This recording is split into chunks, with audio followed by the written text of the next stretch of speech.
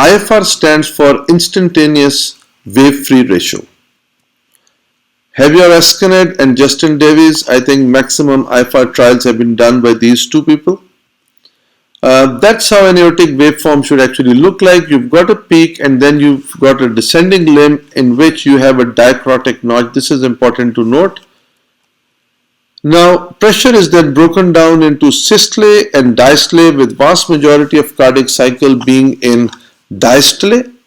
So we can see that pressure waveform is phasic in nature. Most of our physiological measures will be using mean pressure and will be essentially looking at the pressure over the whole cardiac cycle and will be ignoring the phasic pattern. If you look at a stenosis and see what its impact on pressure is over the evolution of the stenosis, we will see some interesting patterns. If you have no stenosis, then PD and PA are superimposed. As the stenosis starts becoming significant to a vessel, we will begin to see a change in pressure predominantly in the early diastole.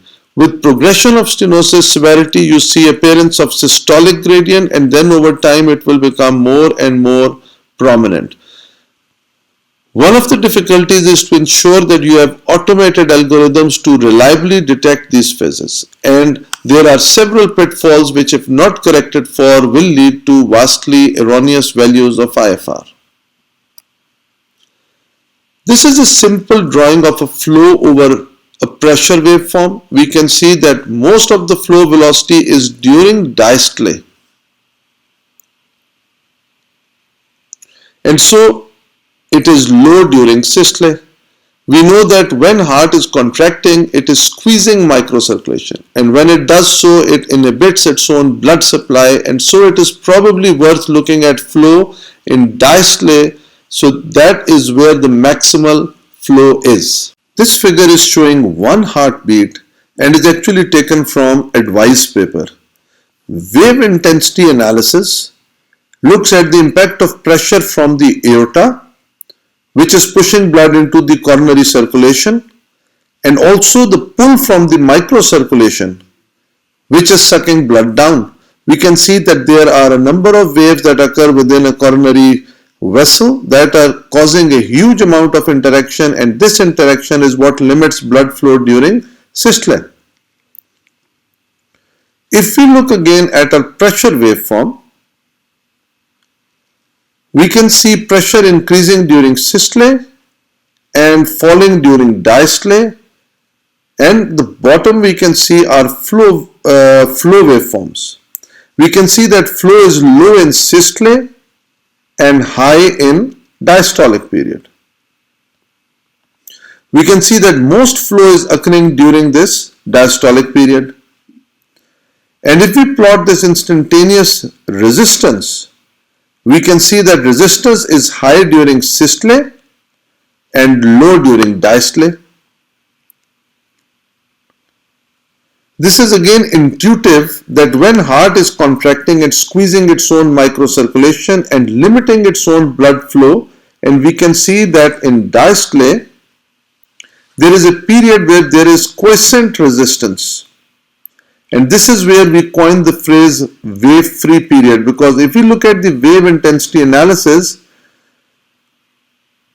we can see that all of these interesting waves of pushing and pulling, but only in diastole is there a period where these waves are relatively quiescent and there is less activity, and therefore resistance is low and pressure and flow are linearly related. Why is this information important? The absolute key to physiology measurement is that pressure is equal to flow, and that can only occur when resistance is low or constant, and that we can take resistance out of the equation. In diastole, there is a time when pressure and flow are not fighting with each other and there is a relatively period of calm. That provides us with an opportunity to be able to assess a stenosis within a single heartbeat or within a resting state without giving exogenous agent. We do know that pressure is equal to flow only if resistance can be kept stable or constant. We have to take resistance out of equation. How do we do that? For FFR, we have to use pharmacological agents like adenosine to achieve maximal hyperemia, and then the resistance is removed. But in iFR, we have to do the calculations in the diastolic wave-free period, and then we get an accurate number, and the pressure is equal to flow.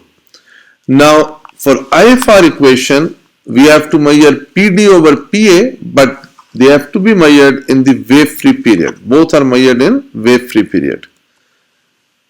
So what are the cutoff values for this? So initially it was that anything below 0.86 was functionally significant, anything above 0.93 could be safely deferred, and in between 0.86 to 0.93 was a gray zone for which FFR had to be done. But then now the values have been changed. In different trials you can see different values have been used, and now FDA has labeled given the labeling of iFR value of 0.89 and less as significant. So this is exactly like Celsius versus Fahrenheit. These are two different tools to measure physiological significance. So iFR, the cutoff value is 0.89 or less, and an equivalent value in FFR is 0.80 or less. So iFR is very simple to measure. All you have to do is do the same normalization and take the wire down, and then it takes only 5 beats to measure the iFR. It's the same standard FFR wire that you use for it. It's just the software upgrade that you require, and you don't need to give adenosine to achieve hyperemia. Nitrates have to be given for both iFR and FFR. So iFR is adenosine free but not nitrate free. Nitrate is mandatory for both, but adenosine is not required here. This is the same thing to show that iFR, there is no adenosine, and you've seen that it took hardly a second to get that reading. It was just 5 quick beats that you saw coming in. If I show you again by putting my laser pointer off and to play this video again, see, once you press the iFR button for recording, once your wire is in place, I'm going to press the play button now, and you can see the 5 beats. The moment 5 beats are complete, you've got the result there.